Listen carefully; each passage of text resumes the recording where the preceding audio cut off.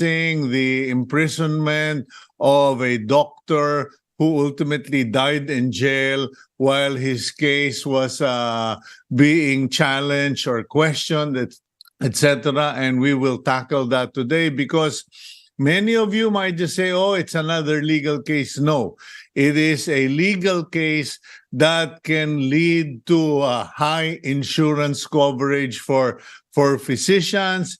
It is a legal case that if it is not addressed properly today or this year or next year, it could complicate how surgeons, how doctors handle patients, etc.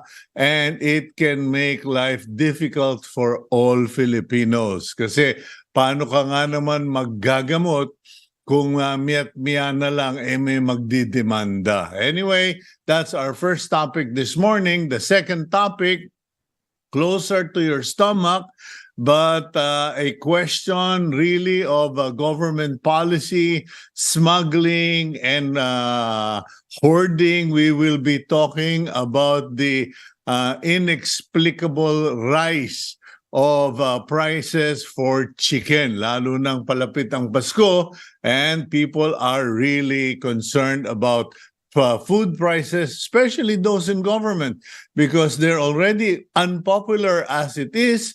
Poverty surveys are confirming that.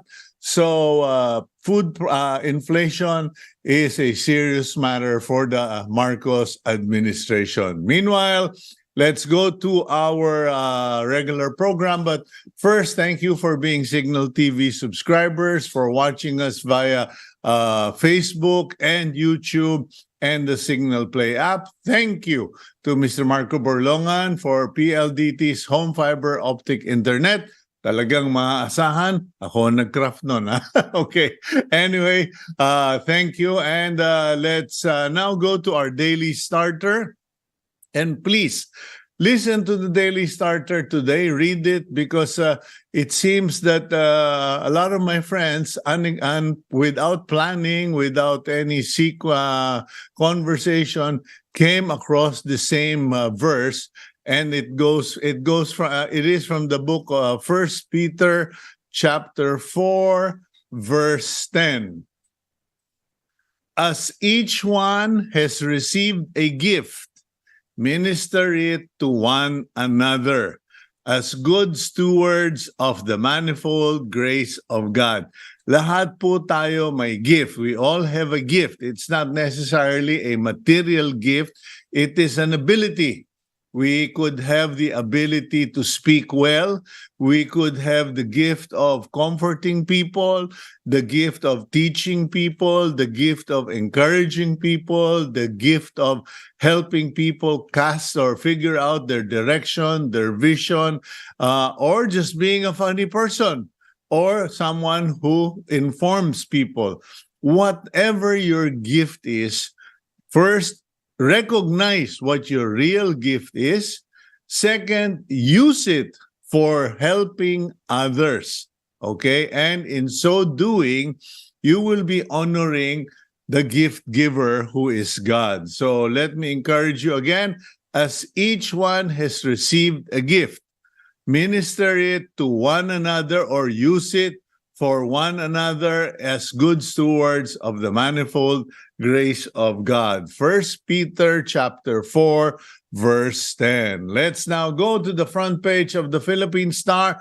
Better listen because there are a couple of articles that are very important for you. But the headline right now, Chinese jets shadow Philippine aircrafts in West Philippine Sea.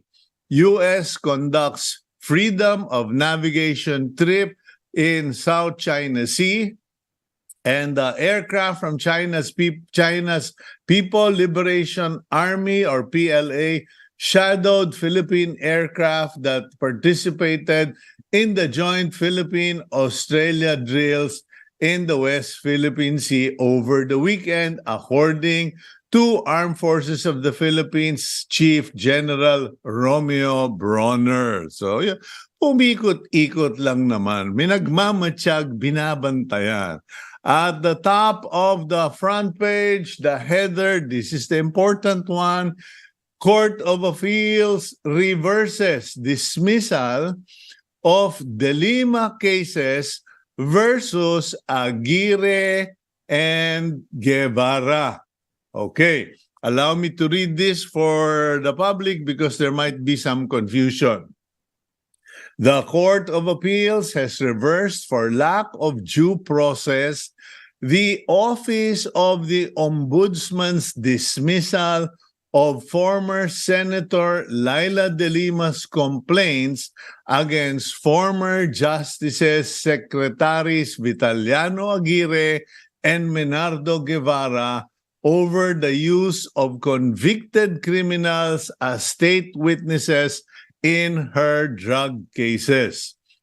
In its decision, the CA Special 17th Division said that the Ombudsman committed grave abuse of discretion when it dismissed the administrative complaint outright based on inapplicable exceptions.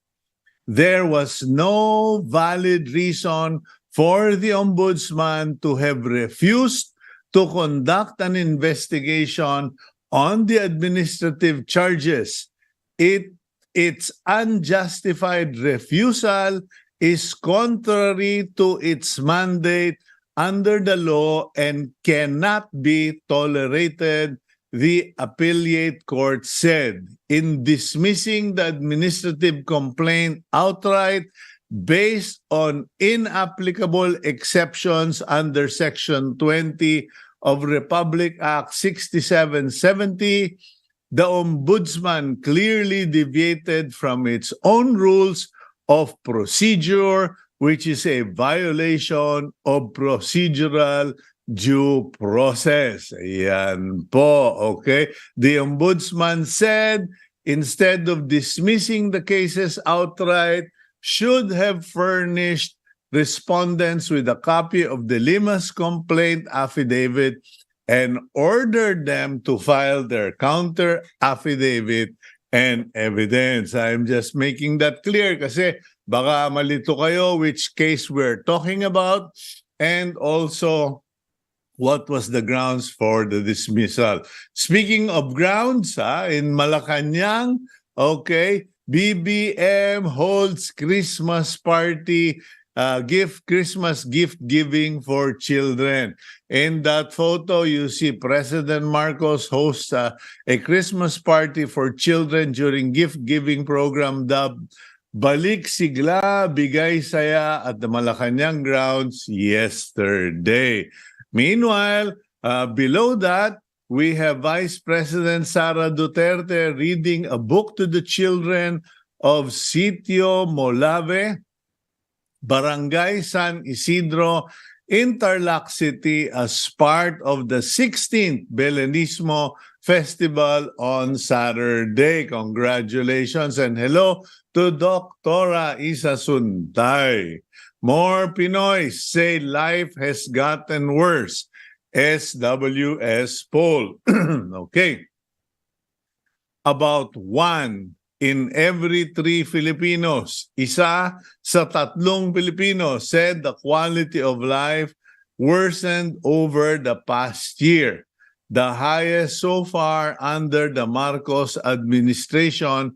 A recent survey conducted by Social Weather Station or SWS showed results of the September 28 to October 1 survey released yesterday found that 30% of the respondents said their personal quality of life worsened in the past 12 months. Ayun po. So, the government will really have to do something about that. Meanwhile, Meralco refutes overcharging claim. Para madali, ito pong si Congressman Dan Fernandez of Laguna claims that Meralco has been overcharging its customers. But Meralco spoke and said, Teka, we are one of the most highly regulated utilities in the Philippines.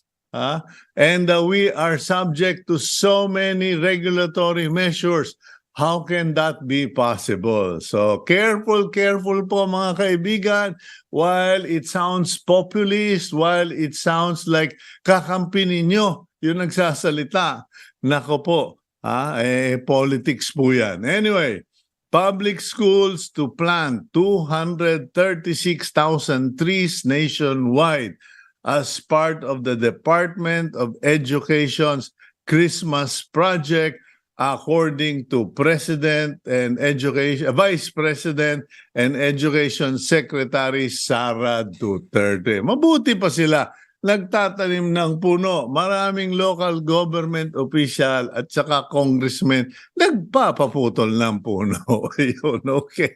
Monsoon shear line easterlies affecting Philippines. If you are wondering why we keep getting rains all over the country, especially in the Visayas, it has to do with weather patterns and yung tinatawag na amihan and shear line daw. Okay.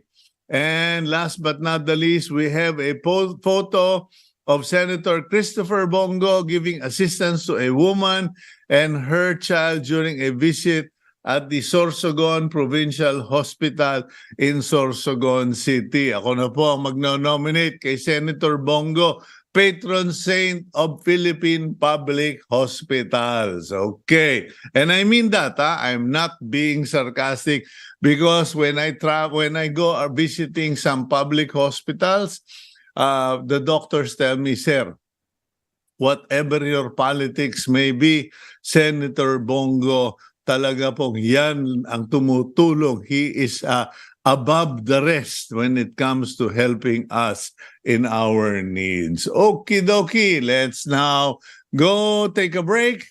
And when we come back, we carry on with our conversations with our guests this morning here on Agenda.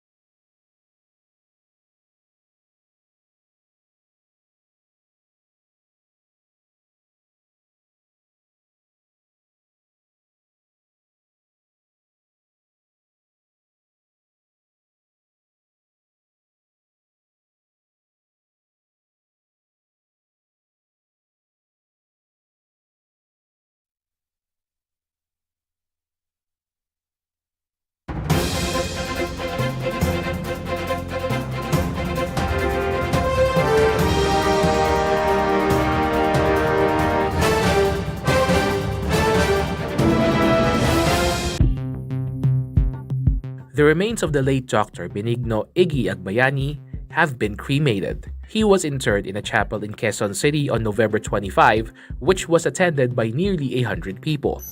Agbayani died of a heart attack on October 5 while imprisoned at the Manila City Jail. He was arrested on May 25th for reckless imprudence resulting in physical injuries after his former patient complained of post-operative site infection. Agbayani's sister Bingbing maintained that his brother was innocent of the allegations. In fact, Bingbing said, Agbayani opted to stay in jail to prove his innocence. He said if he sought a pardon, he would have been required an admission of guilt. How are medical professionals going to push authorities to review Dr. Agbayani's case? Let's discuss this on today's agenda. Dr. Jonas Del Rosario is a pediatric cardiologist. He also serves as the spokesperson of the Philippine General Hospital. Del Rosario is one of those behind the online petition that is pushing the Judicial Integrity Board to review Dr. Iggy Agbayani's case. Good morning, Dr. Jonas. Welcome to the program. Good morning, Cito, and to your televiewers. Okay, let's get the program started with finding out what is the concern, or what is the concern of your concern or your group or the doctor surgeons in general relative to the Iggy Agbayani case. Well, the main concern really is this is the very first case that a doctor has been put in jail, has been arrested and was convicted as a criminal because of a complication which is quite common in the nature of their work. Dr. Agbayani, or Iggy, was an orthopedic surgeon who, just like what was mentioned, was sued for reckless imprudence because of a post-operative infection. And so because of that, this is something that is really quite new. Doctors can be sued. I'm not saying that we are exempted from this type of from any malpractice, but to be treated as a criminal, this is the first time that a relatively common complication was treated as such. Okay, we've all discussed this matter. I've interviewed a number of individuals, physician, surgeon, also a lawyer, and they all agree that this thing is normal, expected, common, that when you conduct surgeries, there will be reactions, sometimes infections, mild or adverse, etc. But aside from the infections, what are the other concerns? Because it's correct. Okay, then do we just now say to all our? Do you now just say to all of your patients, "Sir, magkaliwanagan po tayo. Kailangan ninyong pumirma ng waiver, etc. na hindi nyo kami didemanda pag nagkaroon ng infection," because that's usually what happens after a situation like that. Companies or professions start asking their customers to sign a waiver. You're talking about informed consent.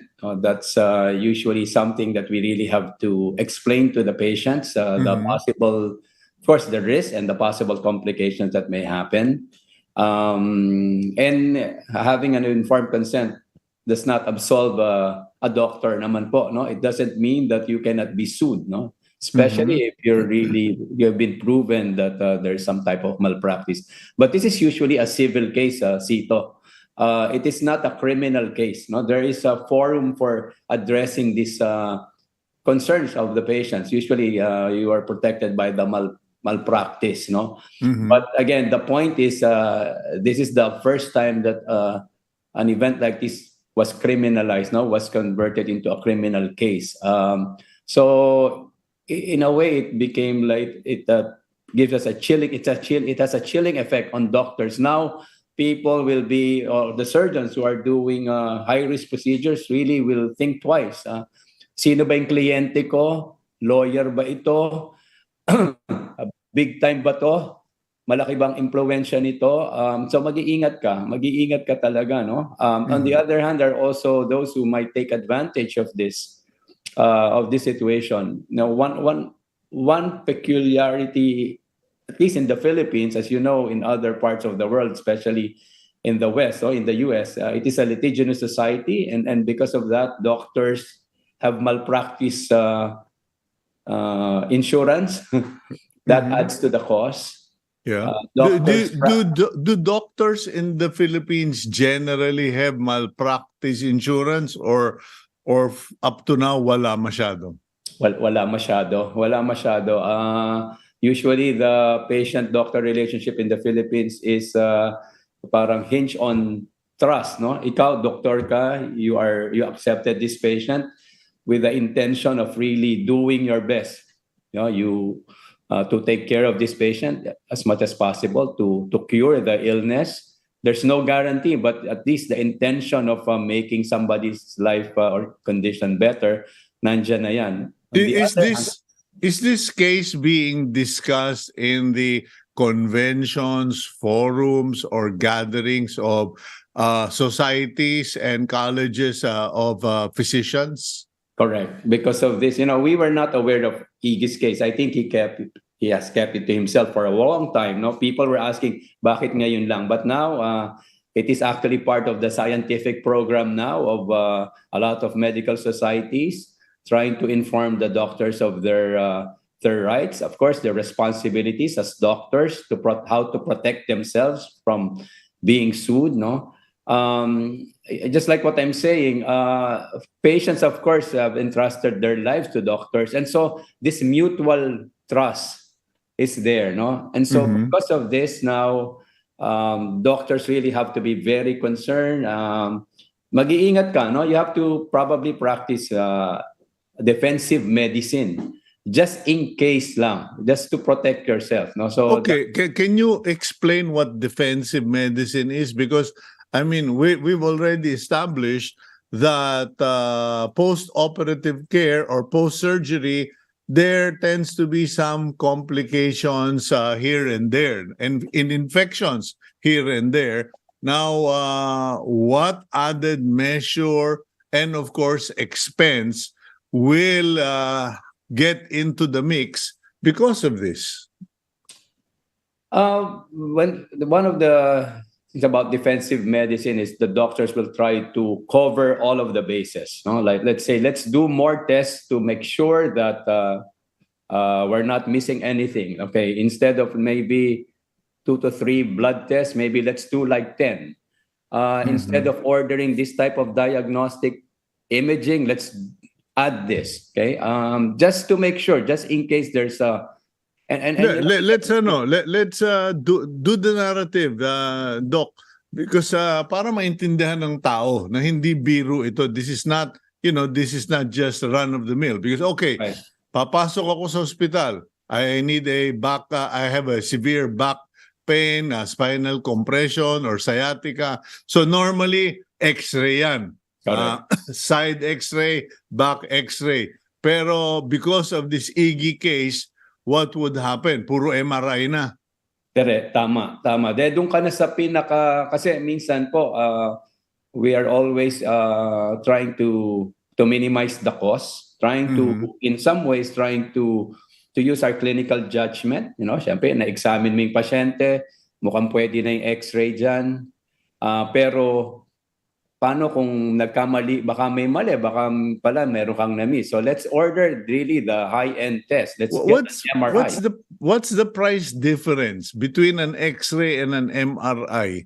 We're talking about thousands of pesos, Cito. Let's say an X-ray is, let's say, 1,000 pesos.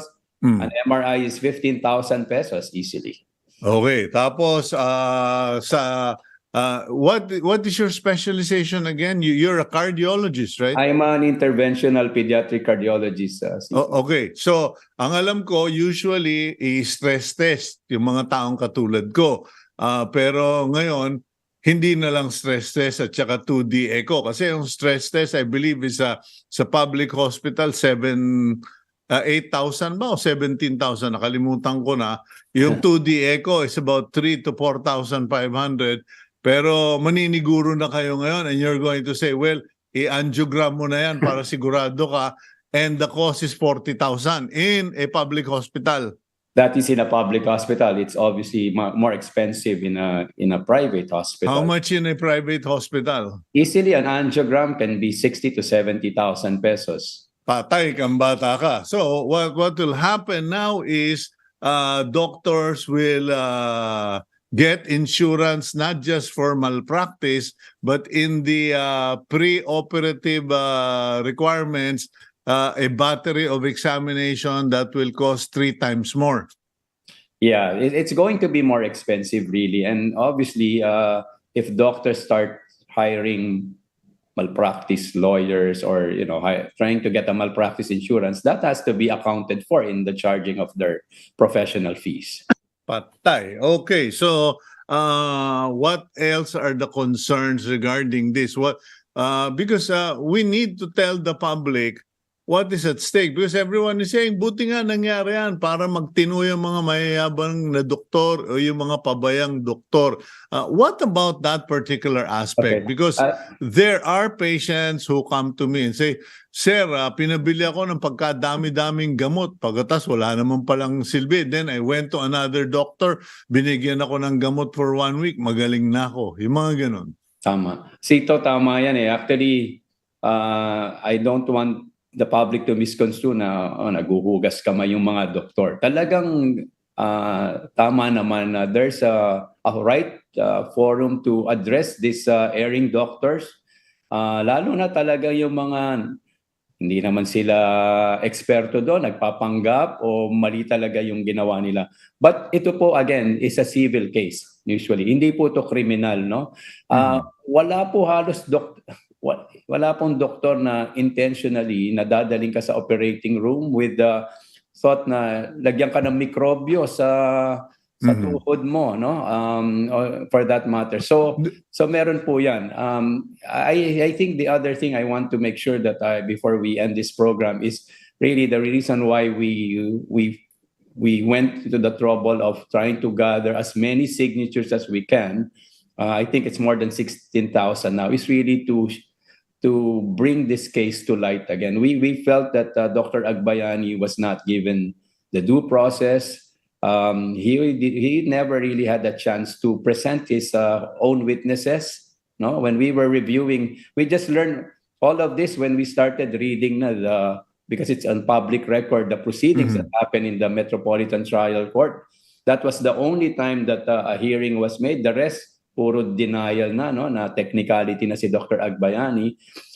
Something na a doctor who is well-respected, well-trained is going to be put into jail, no? Parang sa amin po, sana hindi nila masyadong binigyan ng bigat yung technicalities of the case, but really the merits of the case. And that's the reason why we're really appealing for the Supreme Court to review this case and see the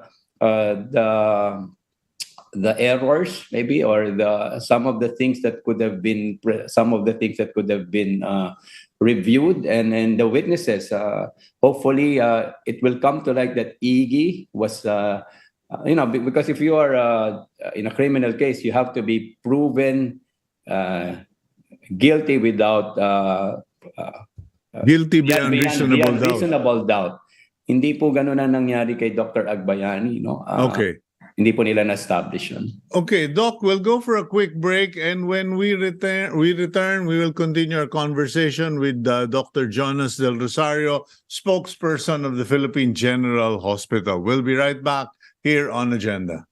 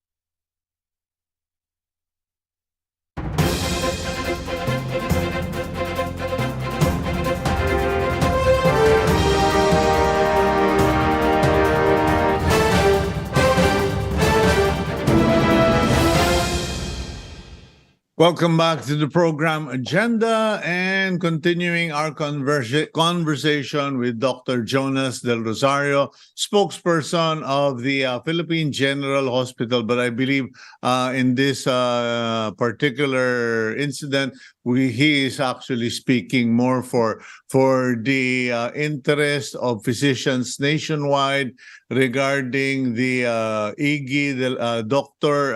Iggy Agbayani's case, who was sued for malpractice, but the civil case turned into a criminal case, landed Iggy Agbayani in jail, where he died of a heart attack. Dr. Jonas Del Rosario, welcome back. Yes, hi, Cito. Okay, so you were pointing out that your primary interest is for a judicial review of the case to determine whether or not Iggy Agbayani was given due process, whether his rights and his defense were honored, recognized, or given a chance, etc. Now, the day after Iggy Del Rosario passed away, or 2 days, I remember reading a comment allegedly from a doctor in the Philippine Star, in a letter to the editor, where he was pointing out that the case was more a failure or shortcoming of Iggy Agbayani's lawyer, and not the merits of the case. In other words, the lawyer failed to meet the requirements of the court. He failed to do his submissions on time, or some technicality, etc. So what if that, once again, is the decision of the Supreme Court? Does the game end there? Well, no. Hopefully, that will not be the decision, Cito. Actually, there's already a case before we're in, because of the, I would say, the ineffectiveness of a certain lawyer defending a client. That client eventually won because the court recognized that it was his lawyer's fault, not the client. No? So there's already a precedent for that, and we're hoping that can also be addressed. No, a lot of people were saying, lawyers mostly were saying, well, may pagkakataon naman talaga, kaya lang pumalpak yung lawyer ni Dr. Agbayani. No, the more that ironically, that's mas lalo ang nakakabahala, dahil paano mo dala sa kulungan ng isang doktor na ang pagkakamali ay technical ng kanyang abogado. You know, Dr. Agbayani, when he was still alive, Iggy was telling me na he fully trusted his lawyer, that he was doing all the submissions promptly. So wala siyang kaalam-alam na yan ay magiging technicality. So we're hoping na sana the Supreme Court can go past that. Wala na sana pag-isipan na kasi hindi na-meet yung deadline. Let's talk about the merits of the case, because you basically have put this doctor in jail for a long time. I have to say na inatake si Dr. Agbayani sa kulungan. It's a hard life there, no? The physical stress itself, the emotional turmoil that he experienced, I'm sure it added to his problem. No, he has a heart problem, and yet he decided not to avail of the parole. No, he was actually told, Doc, pwede ka na 1 month, pwede ka na mag-file ng parole. But he told us that he wouldn't do that because by doing that, he basically has admitted to his guilt, and he said he's willing to continue just serving his sentence until, so that by the time he's able to go out, he can defend himself again. And so yun, unfortunately, namatay nga. Are the doctors groups, PMA, etc., are you going to pursue the issue regarding why a civil case became a criminal case? Because I think more than anything, that is what affects the entire medical profession. It is now whether this doctor won or that doctor died or this lawyer screwed it up. But but primarily that when something that is supposed to be addressed as a civil case ends up becoming a criminal case. Yeah, exactly, Cito. The PMA and other medical societies are united in really appealing even to the Congress that such civil cases should not be criminalized. No, so we're probably going to draft something. I think we're just waiting for the Supreme Court. But yes, this is clearly a civil case that was turned into a criminal case. Yeah, I'm assuming, Dr. Jonas, that you guys, the PMA, the different societies and colleges, you're not just going to run a petition out of emotion. I'm hoping that you have hired several lawyers or consulted with at least the Philippine Bar, etc., or whatever association of lawyers there are, to determine, meron ba kaming tinatayuan dito? Are we correct in our presumption that you cannot file this as a criminal case?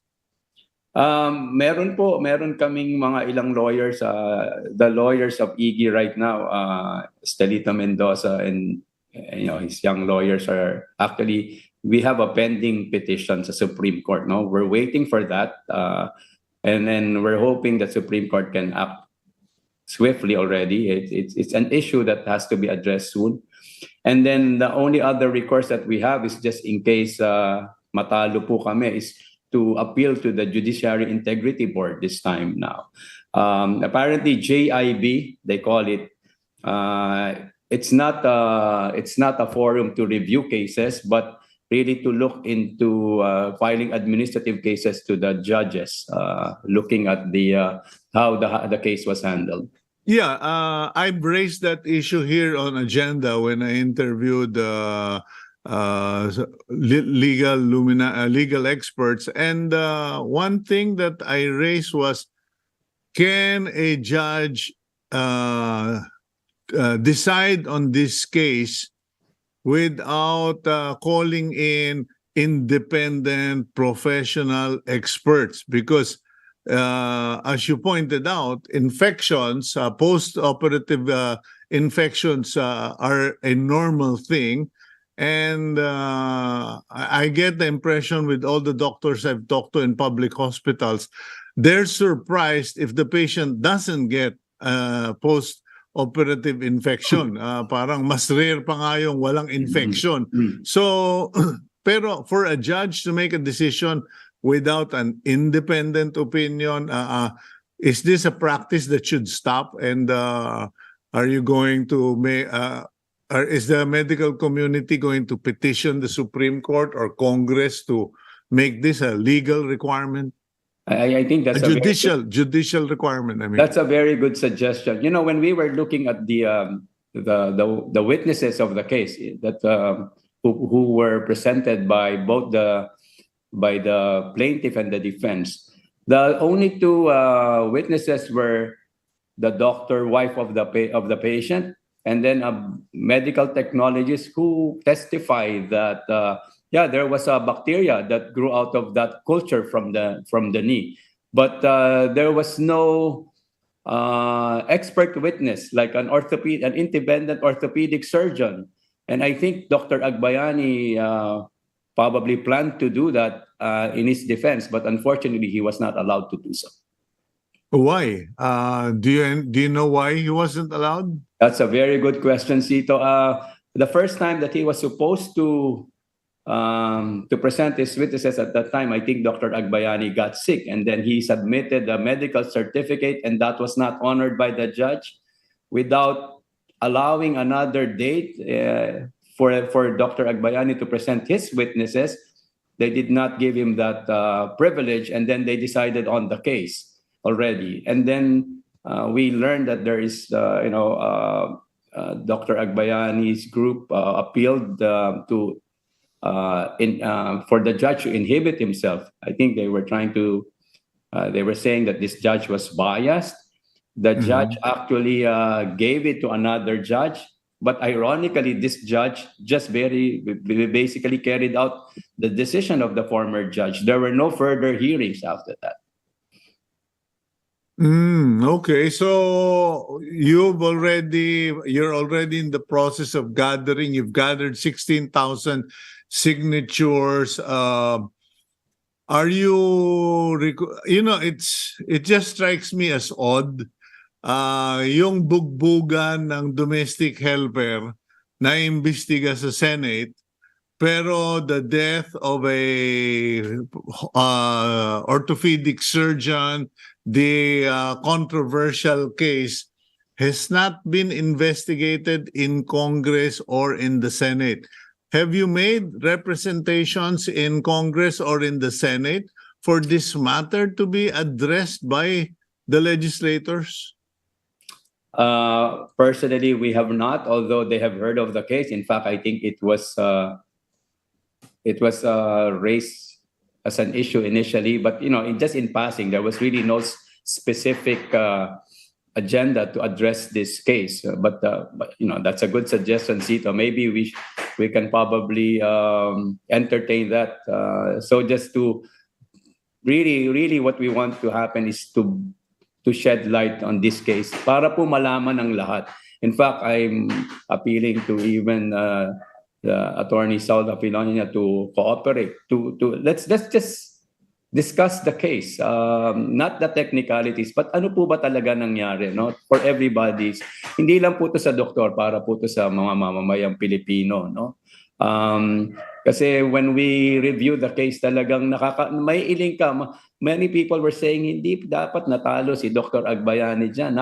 In fact, I don't know, maybe Dr. Iggy at that time was quite confident that ma-absuelto siya siguro, kaya hindi siya ganun hindi niya siguro masyado napansin na technicality na pala siya, no? So and the patient actually recovered, correct?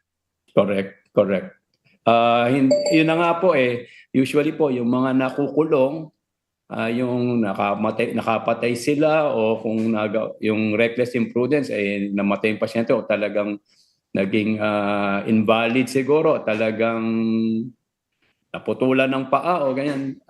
I have to recognize na I'm not saying that Attorney Opilenia did not suffer from that infection. He did, no? There was some morbidity there. But the gravity of that sentence that Dr. Agbayani had to suffer, is it commensurate to the suffering that he had, no? Because of that infection? Yun po yung tanong pag tinimbang mo pinakulong mo yung isang doktor na mabuting doktor, maraming tutulungan, so parang ganun po. Okay, well, just a quick question, please give me a quick answer. You mentioned yung mga reckless imprudence, meron na ring mga doktor na nakasuhan at na penalized for that? Wala pa po. Okay, so thank you very much, Dr.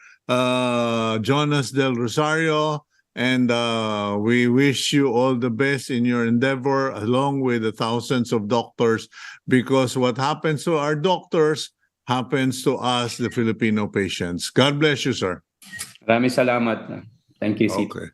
Okay, we'll now go for a quick break. When we return, we will discuss the concerns about the high price of chicken in the market, because as we enter Christmas, then that is going to be the trend. We'll be right back here on Agenda.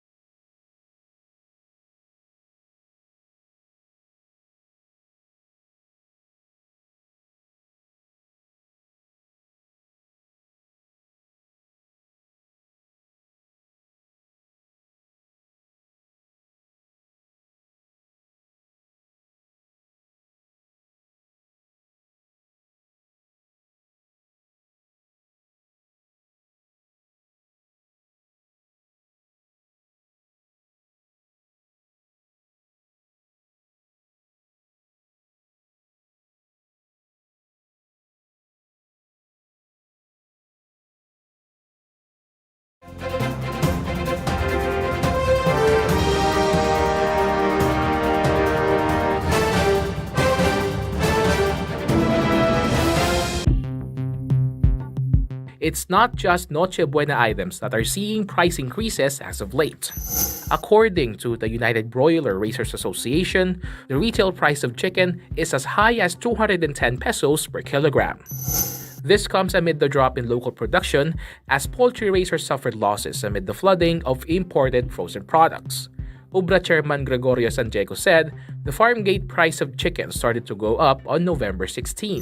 This as poultry raisers decided to halt their operations after suffering huge losses due to a slump in live weight cost. With this in mind, the Agriculture Department has also already ordered a study on how to strengthen the implementation of an SRP amid previous experiences where there was non-compliance on the part of the traders. Let's discuss that further on today's agenda. Gregorio San Diego is the chairman of the United Broiler Raisers Association, or UBRA. It is an association of mainly small and medium-scale poultry producers in the country. Aside from that, San Diego is also the chairman of the Philippine Egg Board.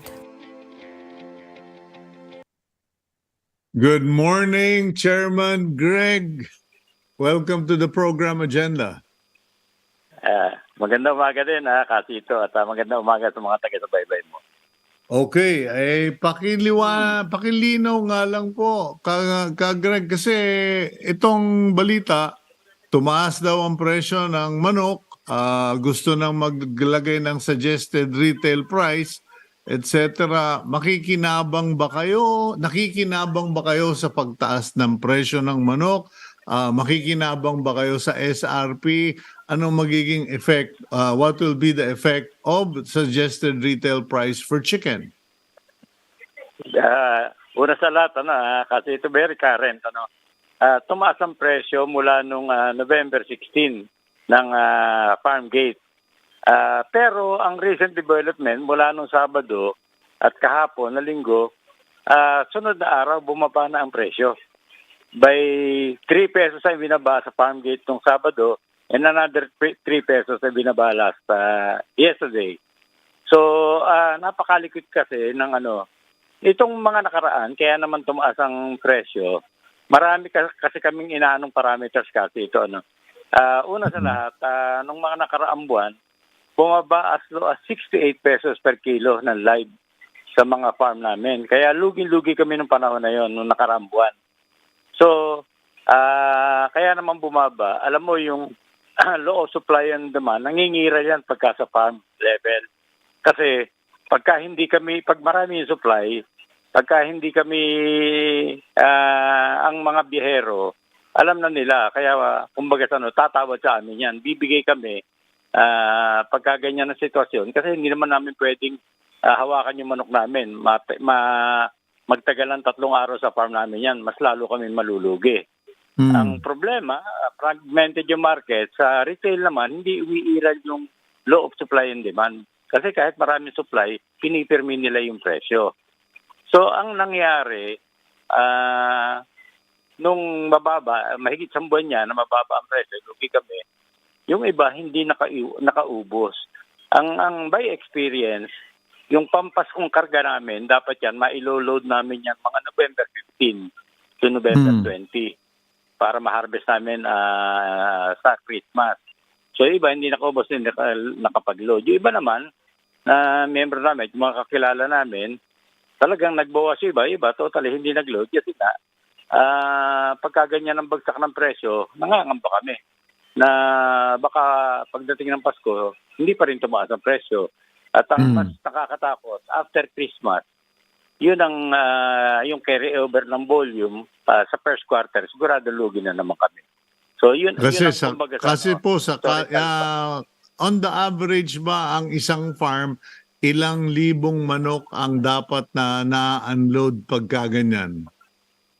Depende sa kanilang capacity, Cito. Hindi naman iba-iba. Yung mga malalaki, ang humahako dyan, yung malalaking truck papuntang dressing plant, marami yan.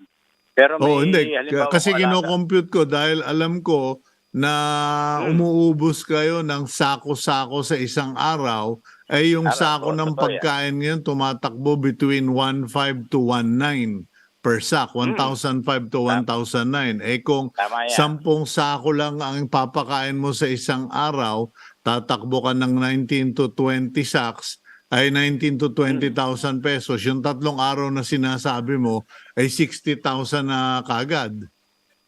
Oh, at ang ano nito, kasi ito, pagka lumaki yung manok mo, pag nag-oversize, mas mura bibili niyan ng biyero. Kaya double whammy, kumbaga sa nagpakain ka na mas marami, pero namura on a per kilo basis yung manok.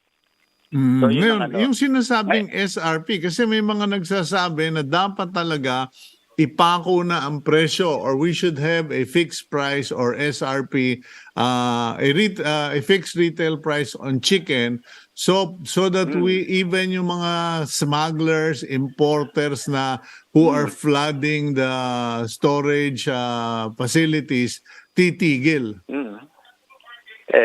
Alam ko kasi ito, nagdaan na tayo nung nakaraang administrasyon yan nag-SRP na yan Pero naman openly, hindi naman sinusunod sa mga supermarket at grocery, yung mga branded chicken. Sobra-sobra doon sa SRP nila binebenta, wala namang nasita o inuli o kinasuhan. So, hindi naman effective din yung ganyan Pwera na lang. Alam mo naman na marami naman tayong batas, pero ang implementation na nagiging problema.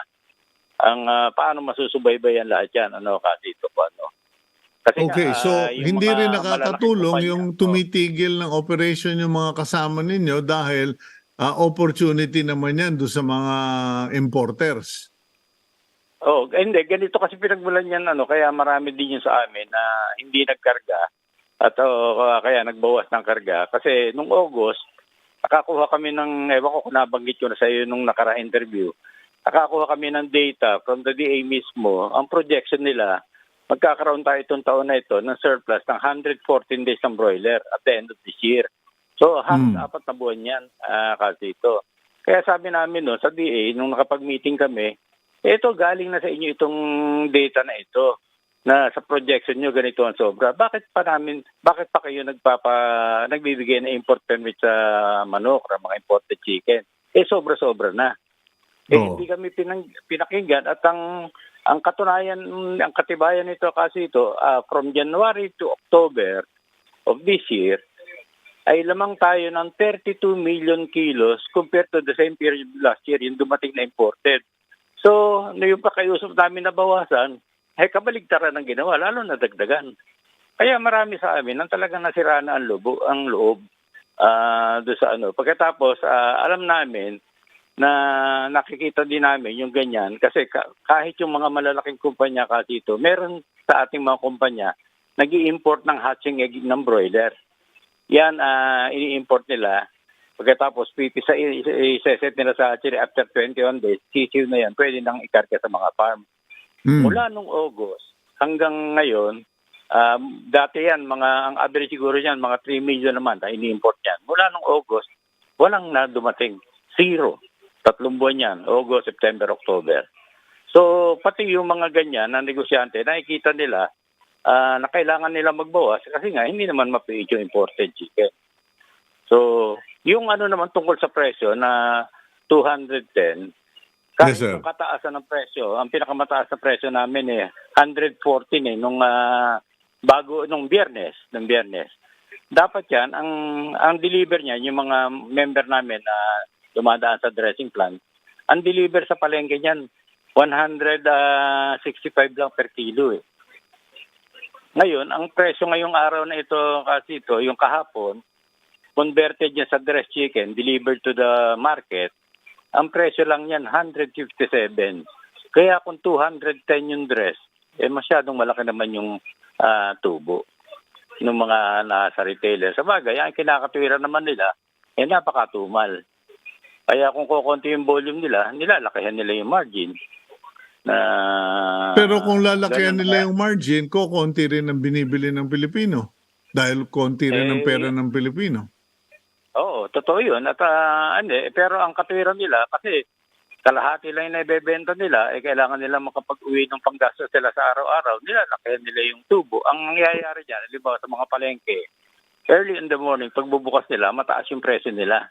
Sino ba dapat ang pukpukin natin para maghigpit talaga dyan sa presyo? Is it the DTI or is it the DA? Kasi nagsasalita yung DA regarding SRP, sabi ko, teka. Ano naman ang karapatan ninyo o kakayanan ninyo magtoka dun sa mga retailer? Hindi ba DTI yan? Hindi, pagka-agricultural product, DA yan, kasi ito. DA, Pero, o ngayon, ang hirap meron ba naman, silang kakayanan? Wala rin naman silang kakayanan na magpulis. Nako. Wala silang mga consumer protection. Wala silang mga price enforcement groups. Sa katunayan kasi ito, paano kang nawawalan ka ng mga taong tiwala sa DA? Kasi noong November 4, nagpahayag ang DA. Sa news yan, sa interview sa radyo, na walang itataas ang agricultural product papunta ng Pasko. Ewan ko kung narinig mo yan o may nakapagsabi sa iyo. November 4 Undersecretary. yan. Oo, Assistant Secretary. Samantala, nung nagsasalita siya, tumataas ang presyo ng bigas, tumataas ang presyo ng sibuyas, tumataas ang presyo ng itlog. So, sige. ibig sabihin, nasa mundo ba sila? Na magsasabi siya ng gano'n, samantala ang nangyayari sa tunay na buhay, kabaligtaran doon sa sinasabi nila. Okay, Chairman, huling katanungan na lang. So what is in store for us? Tataas pa yung presyo na yan or kokonti pa? Marami na bang aalis sa broiler farming, etc.? Talagang because of importation, marami yung nagbabawas sa mga atrasan local production. Pero yung pagtataas ng presyo, wala, yun ang nakakalungkot yan. Kami ang nag-alaga niya, kami namuhunan. Pero wala kaming say sa retail price. So, kaya nga natutuwa ako pag halimbawa may interview ko mukha na sa iyo, na ipapaliwanag namin sa taong bayan, sa mga kababayan natin. Kasi pag tumaas kami kagad ng sinisisi, tumaas siya sa farm, gano'n.